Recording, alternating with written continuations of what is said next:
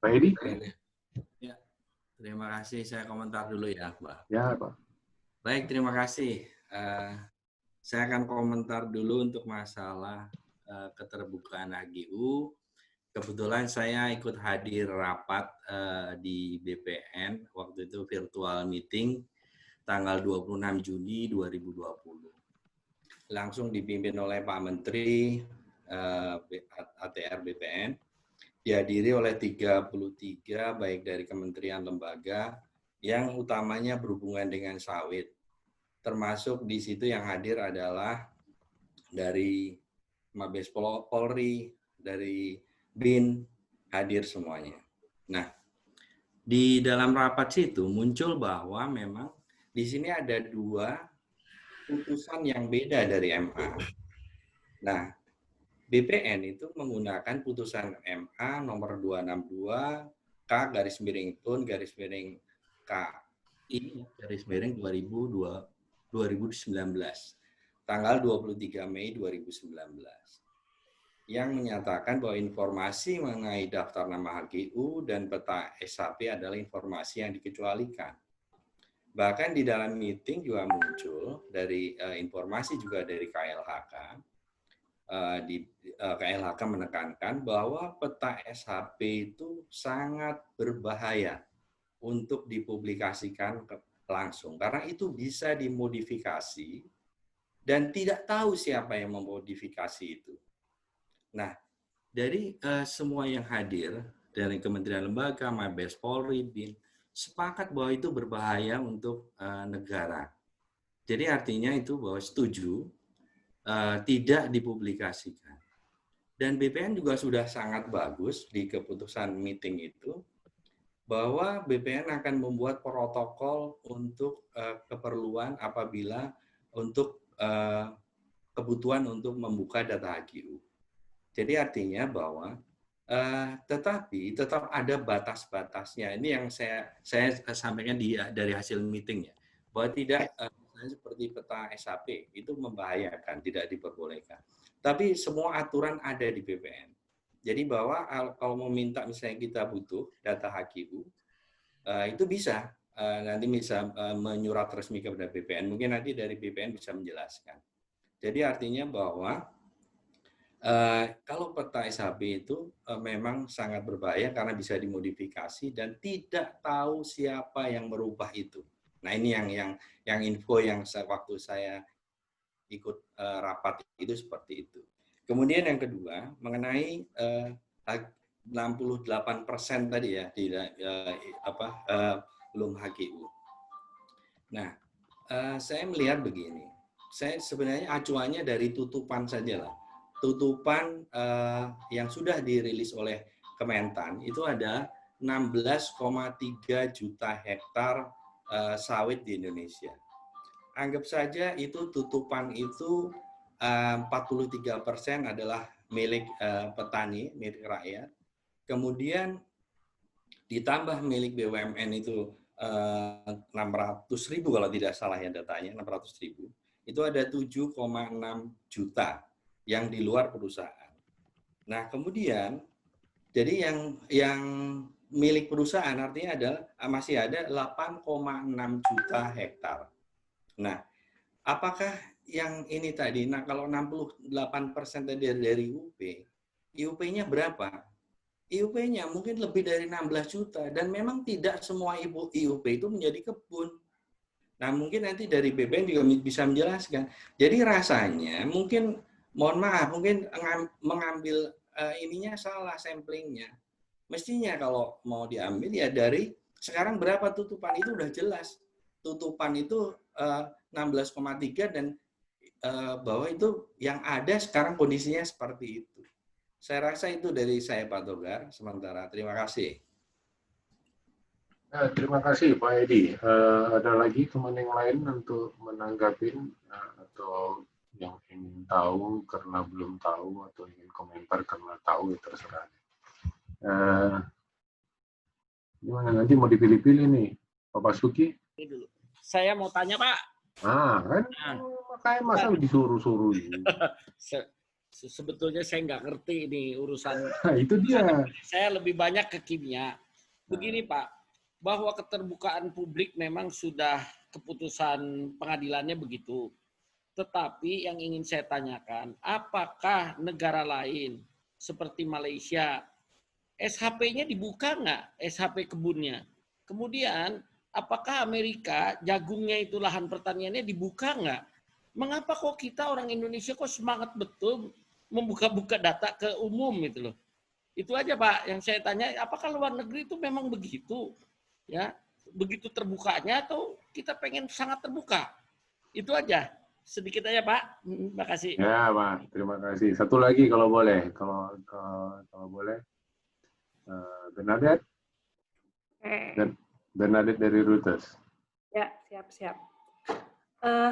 Ini sih Pak, mungkin pertanyaannya buat bisa ke tadi Pak Sultan sama Pak Edi juga. Kalau tadi kan, dari rapat di ATR, shape file-nya nggak boleh dibuka. Tapi apakah misalnya, kan kadang kayak kita media gitu ya Pak, butuh data kayak kebakaran gitu kan yang dibilang suka berulang ada di lahan perkebunan seperti itu. Nah, kalau kita mau tahu konsesi itu punya siapa, lokasi kebakarannya segala macam, itu kita dengan aturan yang sekarang dengan putusan MA itu apakah media misalnya bisa mengakses ini adalah koordinatnya di sini, ini milik lahannya siapa gitu Pak. Detail-detail kayak gitu tuh sebenarnya itu termasuk part yang boleh dibuka ke umum atau enggak. Terus kalau dari saya agak penasaran juga sih kenapa dari ATR sepertinya enggan untuk membuka, kan soalnya kalau dilihat tadi dari runutan runutan perkara di pengadilannya kan kayaknya bolak-balik pemerintah ini seperti tidak mau membuka data ini ke publik.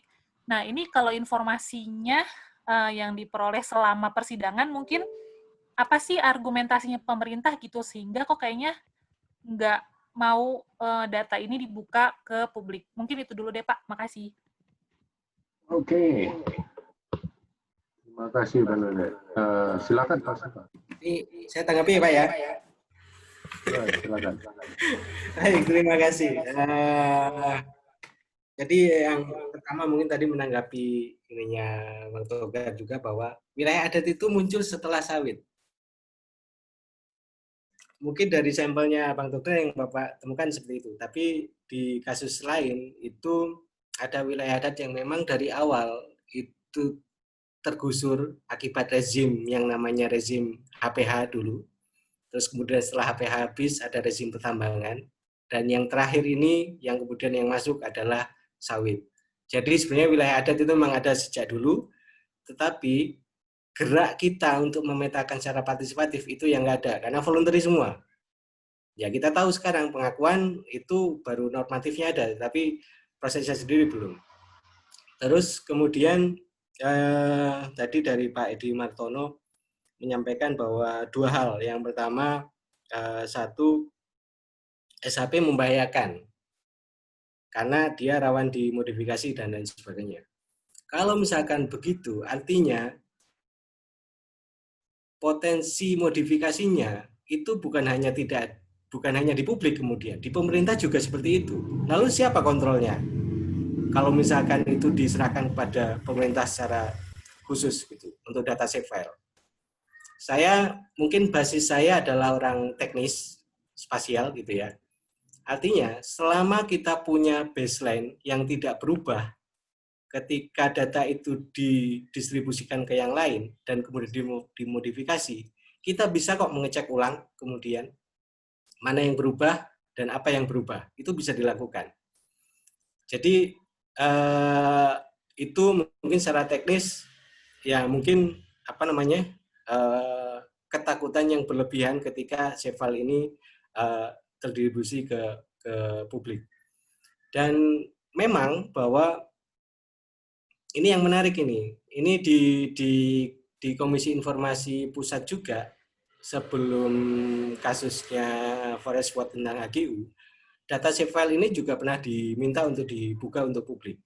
Dan di situ menariknya adalah secara substansif datanya itu terbuka, tetapi tidak bisa didistribusikan karena formatnya yang tadi alasannya tadi membahayakan seperti itu.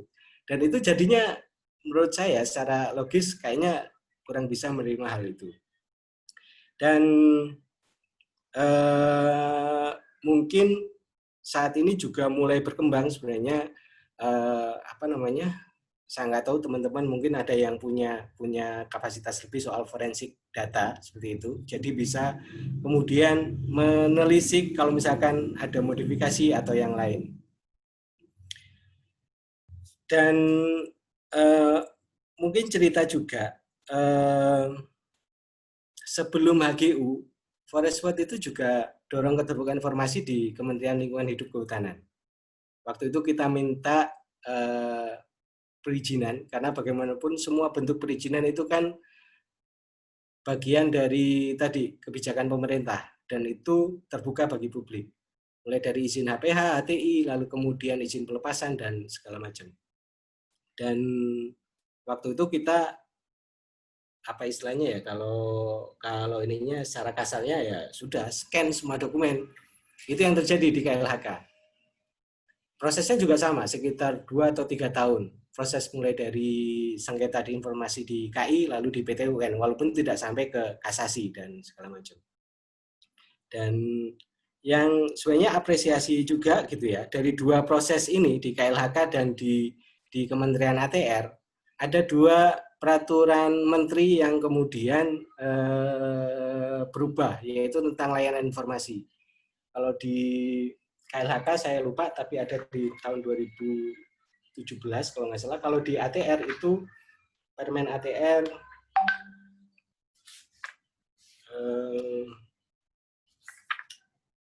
ada peraturan menteri ATR yang menyatakan bahwa informasi HGU terbuka, yaitu Permen 7 tahun 2017. Nah, artinya ada perubahan kebijakan yang terjadi dari 2 proses itu. Lalu kemudian tadi yang dari masih Pak Edi Martono bahwa 68% IUP HGU, sementara sekarang basis tutupannya itu saja 16,3 juta hektar, datanya Kementerian Pertanian. Nah, ini yang menarik juga karena data pertanian itu disebutkannya lahan yang sudah produktif. Artinya yang sudah menghasilkan setelah 3 tahun. Ini koreksi juga kalau saya salah ya. Ini interpretasi saya ketika membaca data statistik. Nah, artinya kalau IUP sendiri itu kan izin usaha perkebunan. Artinya seareal yang diberikan kepada pengusaha untuk melakukan tadi usaha perkebunan yang mungkin tadi benar juga bahwa dibilang tidak semuanya ditanami. Tidak semua ditanami itu kan bisa juga memang sengaja dilindungi, ya, atau juga ditelantarkan. Itu juga hal yang menarik juga untuk dikaji. Sayangnya gitu kan, dua-duanya ini misalkan HGU dan IUP data spasialnya tertutup. Nah, gimana kita mau bisa ngecek itu semua? Termasuk juga dengan data yang tadi, data tutupan yang dibilang 16,3 juta hektar. Ada di mana itu? Itu juga tertutup. Artinya kita dipaksa untuk menelan atau kita dipaksa untuk percaya kepada data yang dikeluarkan oleh pemerintah, sementara kita tidak bisa menguji kemudian akuntabilitasnya. Nah, itu yang sebenarnya kita dorong. Lalu tadi pertanyaan dari Pak Basuki soal apakah negara lain SHP itu dibuka? Kalau saya pribadi saya tidak melihat itu sebagai sebuah referensi, karena persoalan yang kita hadapi itu ada di Indonesia. Saya nggak tahu, mungkin nanti di level politiknya mungkin itu ada kaitannya gitu ya. Apakah ini dianggap nanti persaingan usaha atau persaingan dagang atau yang lain gitu. Tetapi bahwa SHP dibuka, saya pikir itu tidak punya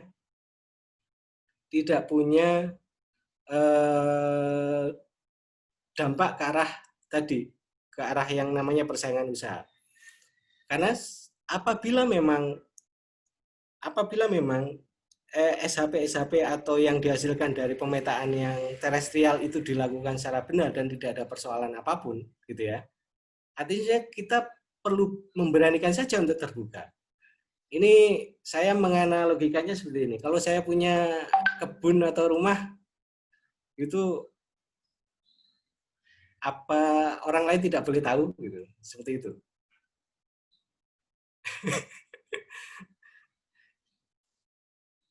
Nah, hal yang lain bahwa ketika data ini tertutup, potensi-potensi yang konflik tadi itu nggak akan terselesaikan. Gimana orang mau bernegosiasi ketika wilayahnya merasa diklaim oleh perusahaan, lalu perusahaan sudah merasa benar sesuai prosedur, gitu kan? Lalu bagaimana mendudukkan itu semua kalau datanya itu tertutup? Ini kan hal-hal yang harus dipertimbangkan ketika untuk membuka. Dan yang terakhir dari pertanyaan dari Mbak Christina tadi, alasan paling banyak ini dari dua kali kita kasus sengketa informasi ya, mulai dari KLHK dan Kementerian LHK dan Kementerian ATR, itu argumentasinya adalah persaingan usaha. Jadi kalau data izinnya dibuka, lalu data izin pelepasan kawasannya dibuka, terus kemudian informasi HGU-nya dibuka, itu dianggap bisa menyebabkan terjadinya persaingan usaha. Walaupun tidak dijelaskan juga, atau saya juga kurang bisa memahami sebenarnya ada di mana sih rangkaiannya gitu, atau kok bisa nih kalau misalkan data-data seperti ini dibuka bisa menyebabkan tadi yang namanya persaingan usaha itu. Saya belum mempelajari juga, kan kemarin-kemarin juga di Proreknas itu sempat ada rencana untuk perubahan undang-undang persaingan usaha tidak sehat. Nah, apakah kalau di sana yang saya baca, misalkan dari undang-undang yang sebelumnya, itu sepertinya tidak ada tuh hubungannya antara yang namanya nama, lalu kemudian perizinan, kalau itu dibuka itu bisa menyebabkan itu. Jadi gitu Mbak Christine, mungkin penjelasan saya ya. Jadi dari 2 kali proses itu paling banyak argumentasinya itu adalah persaingan usaha. Dan saya nggak tahu juga kenapa yang namanya kok nggak membela yang tadi gitu loh, bahwa ini ada konflik gitu. Ya udah, harusnya ini dibuka untuk menyelesaikan persoalan-persoalan itu. Baik, kalau masalah konflik sebenarnya kapan itu ada telah buku dari salah satu organisasi masyarakat juga, ya, di bukunya itu sudah jelas tertulis bahwa kejadian ini terjadi tahun sekian, di mana pada saat itu masyarakat sudah terinformasi bla bla bla. Pada saat itu tidak menjadi masalah, terus perubahan kepemilikan, pada saat perubahan kepemilikan ketiga terjadi masalah. Anehnya adalah pemberian izin itu sudah dilakukan 10 tahun yang lalu, misalnya. Masalahnya baru muncul sekarang. Kenapa nggak 10 tahun yang lalu? Itu yang sering terjadi dalam hal kita kalau kita mengukur konflik tadi, Pak. Saya mengamatinya begitu. Contoh, Lonsum, Sumatera Utara. Itu kebunnya tahun berapa? 1950. Tapi dia menjadi bagian dari statistik Indonesia konflik agraria. Kenapa konflik? Karena diklaim. Gimana caranya tahun 50 diklaim? Oleh mengatakan ini tanah nenek moyang saya. Ya. Jadi lagi-lagi, ya, kalau kita berbicara, saya melihat, kalau kita berbicara konflik yang mana kita ngomong? Ya. Ada data statistik mengatakan 1000 konflik. Saya bertanya, 1000 konflik itu yang mana yang benar-benar konflik, mana yang dikonflik-konflikkan? Ya. Mana yang benar-benar konflik? Mana yang dijadikan konflik? Mana yang dikonflik-konflikkan? Tapi semuanya menjadi satu bagian dari statistik. Akhirnya apa? Jelek kedengarannya. Dan teman-teman sering memakai ini sebagai, ya sawit punya banyak konflik. Tunggu dulu. Mana yang konflik? Yang ini. Lah, itu kan masalahnya kan begini-begini. Iya, Pak, tapi kan konflik. Oke, kalau dijudulkan konflik, artinya apa? Ada generalisasi di sana. Terus terang secara pribadi ini saya tidak suka. Generalisasi masalah. Satu konflik yang jelek, itu akan menghabiskan semuanya. Oke. Enough for conflict. Saya minta sudah hadir di ruang diskusi kita ini teman-teman atau Bapak Ibu dari ATR. Kalau boleh memberikan komentarnya Pak Husaini. Kalau boleh saya minta Pak ya.